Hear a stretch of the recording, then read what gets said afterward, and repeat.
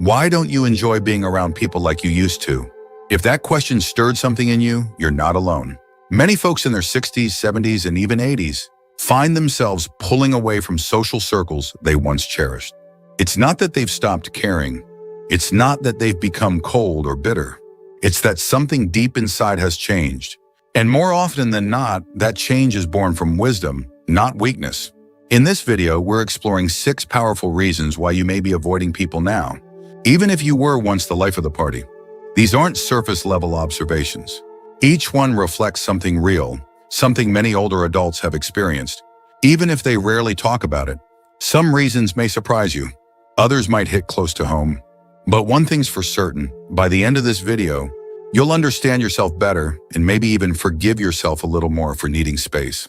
Stay tuned until the end, because you'll realize that stepping back from certain people isn't something to be ashamed of. In fact, it might be one of the healthiest, wisest things you've done for yourself. Let's begin. Number 1, the weight of past betrayals. As time passes, we gather more than just memories. We collect bruises. Some are easy to forget, a disagreement here, a misunderstanding there. But others leave deeper marks, betrayals, rejections, moments when we opened our hearts, only to have them dismissed or misused. And as we get older, we begin to feel the quiet echo of those wounds more clearly. We stop offering ourselves so freely, not because we're angry, but because we've learned that not everyone deserves a front row seat to our lives. Take Eleanor, for example, an 81-year-old woman who once hosted dinner parties every weekend. She loved laughter, music, and having her house filled with people. But over the years, things changed. Friends drifted.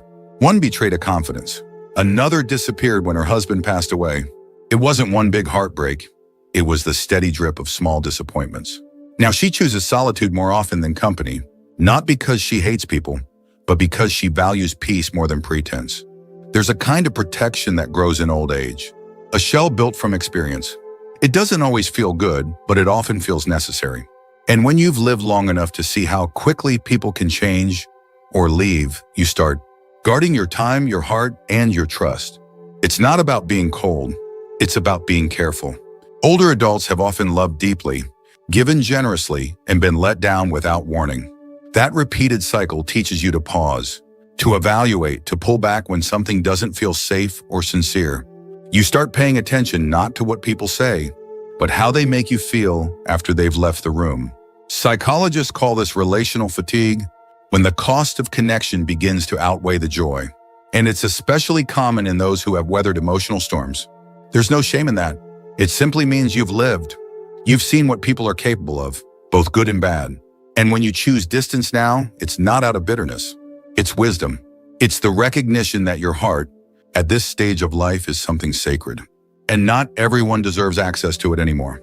Number 2, the craving for peace over small talk. In your younger years, you may have tolerated chatter that led nowhere, conversations filled with pleasantries, gossip or talk just for the sake of noise. But as you grow older, that tolerance starts to thin. It's not that you're antisocial.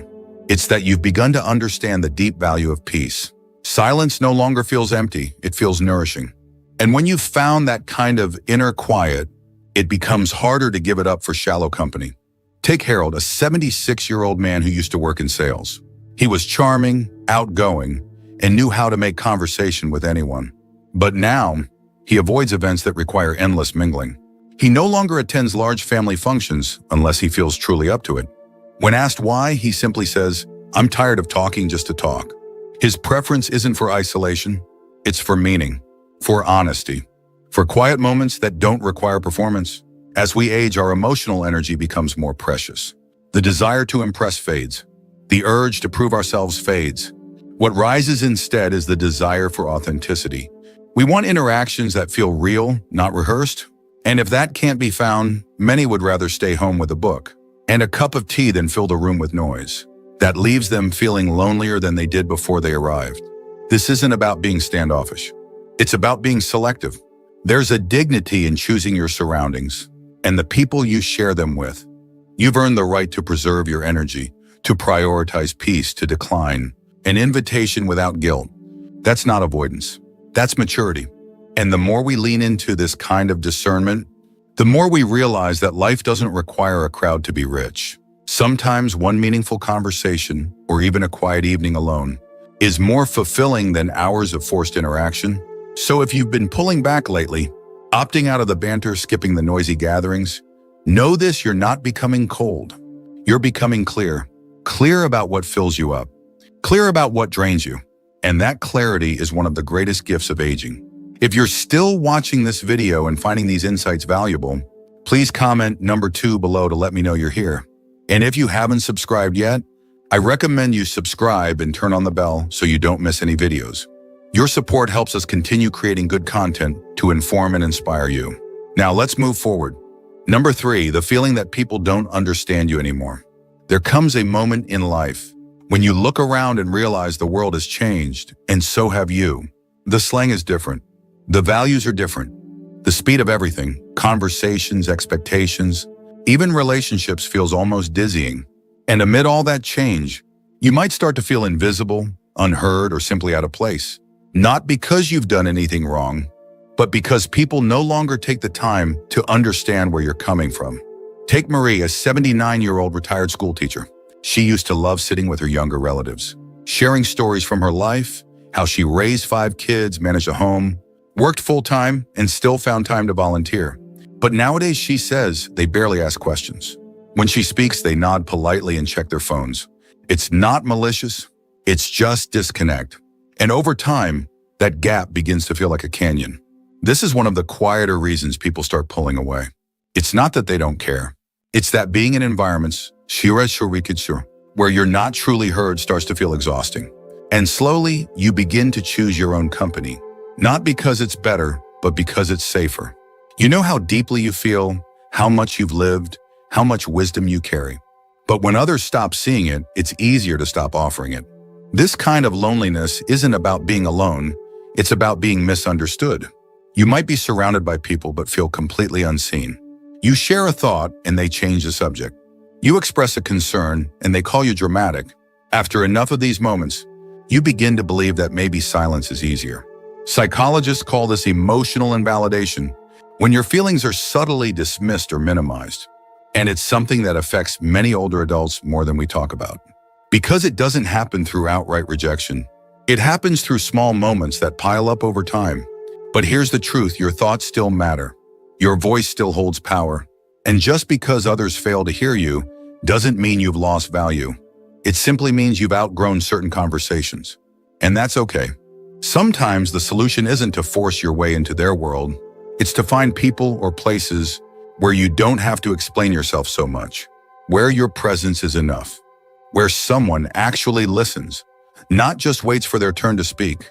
And when those people are few and far between, it's natural to pull back, to protect your energy, and to find comfort in your own space. Because in that space, you are fully seen by yourself. And that is never something to be ashamed of. Number 4, the fear of becoming a burden. As we grow older, there's a quiet fear that begins to settle in. A fear not of illness or even death, but of becoming a burden to the people we love. It's a fear that's hard to name, yet impossible to ignore. You don't want to interrupt someone's busy day. You don't want to ask for help, even when you need it. And so you stay silent. You stay home. You stay distant. This isn't about pride. It's about love. It's about dignity. It's about not wanting your presence to feel like pressure. You start turning down invitations, not because you don't want to go, but because you don't want someone to feel obligated to pick you up. You hesitate to share your worries, not because you don't trust them, but because you don't want to weigh them down. And so your world quietly begins to shrink. Take Frank, an 84-year-old widower who used to spend weekends with his daughter's family. As his mobility declined, he found himself declining their invitations more often. When asked why, he said, "I don't want them rearranging their lives around me. They've got kids, jobs. I'll just slow them down." And while his family never made him feel unwelcome, the fear of becoming a problem overpowered his desire for connection. That's the paradox so many older adults face. The more you need others, the less you want to need them. The more you value relationships, the more you hesitate to reach out.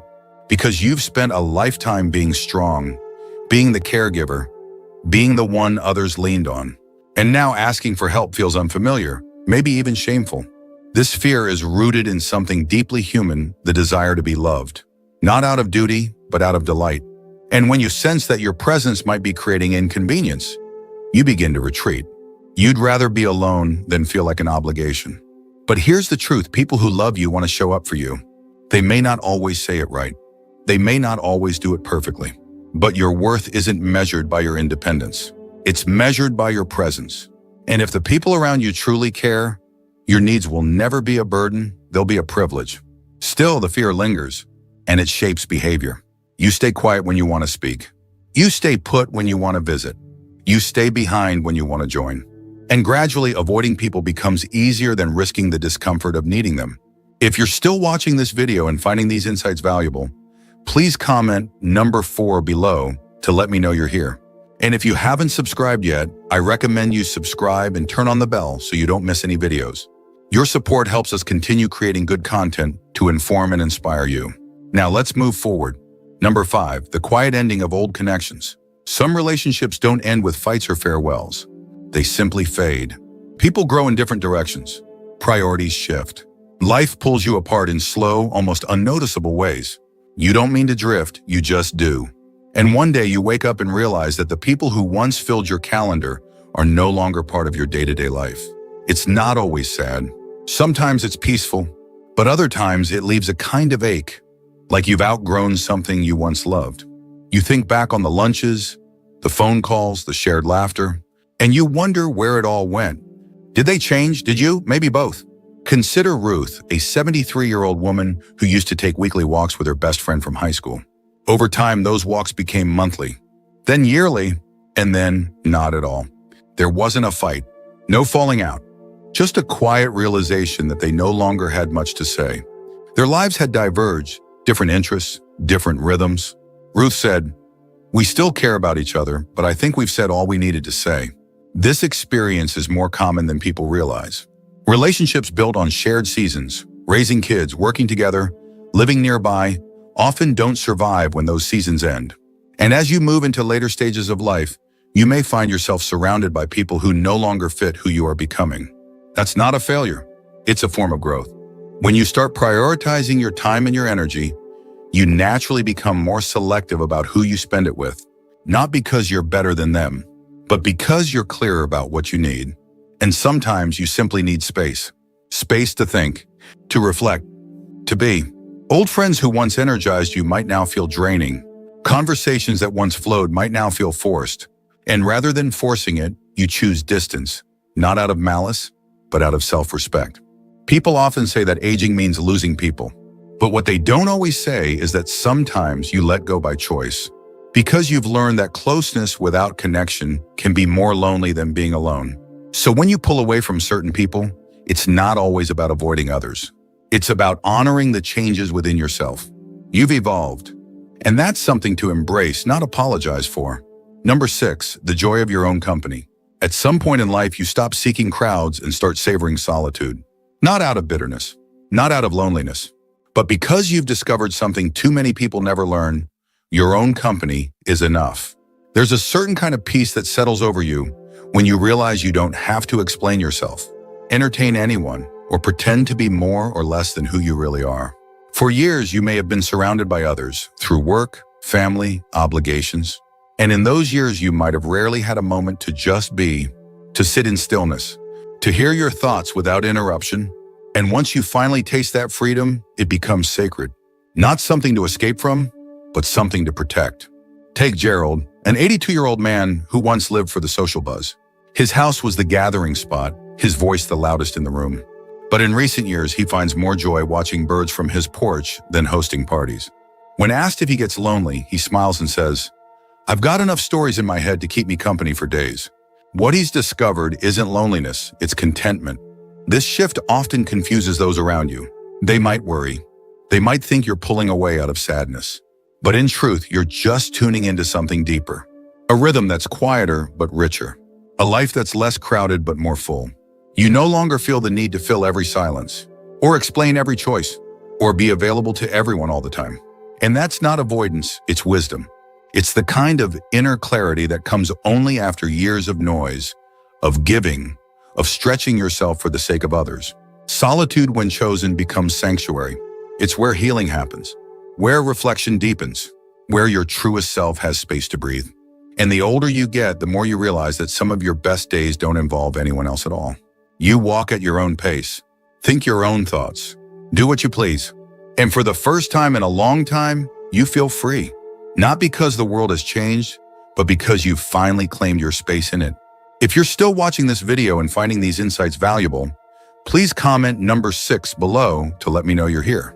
And if you haven't subscribed yet, I recommend you subscribe and turn on the bell so you don't miss any videos. Your support helps us continue creating good content to inform and inspire you. Now let's move forward. Final thoughts. So, what spoke to you the most today? Which of these 6 reasons felt familiar, like it was written with your life in mind? Maybe it was the quiet end of old connections. Or perhaps it was the realization that your craving for peace is no longer something you need to explain. Whatever it was, I hope it reminded you of one important truth: you're not broken. You're becoming. Avoiding people doesn't mean you're bitter or antisocial. It might mean you're wiser. You've lived through decades of experience, and those years have earned you the right to be selective, to guard your peace, to honor your own pace, and to find meaning not in the noise of others, but in the quiet knowing of yourself. There's dignity in solitude. There's strength in boundaries. And there's real freedom in no longer needing to prove your worth through popularity or endless socializing. If you've been drifting away from people, take a moment to ask yourself why. You might find that what you've been seeking isn't absence, it's alignment. And let this video be a reminder that even in your stillness, you are seen. Even in your quiet, you are heard. And even in your solitude, you are never truly alone. Because there are countless others, just like you, navigating the same path with grace, courage, and a deeper understanding of what truly matters. Someone. Thank you for joining us today. We'd love to hear from you. Leave a comment below and share one thing you learned today and how you plan to use it in your life. Your thoughts are important to us, so don't hesitate to share them. Reading your comments gives us great motivation and encouragement. If you enjoyed this video and found it helpful, please like, subscribe, and share. Your support helps us continue creating good content to inform and inspire you. Thanks for watching, and we look forward to seeing you in the next video.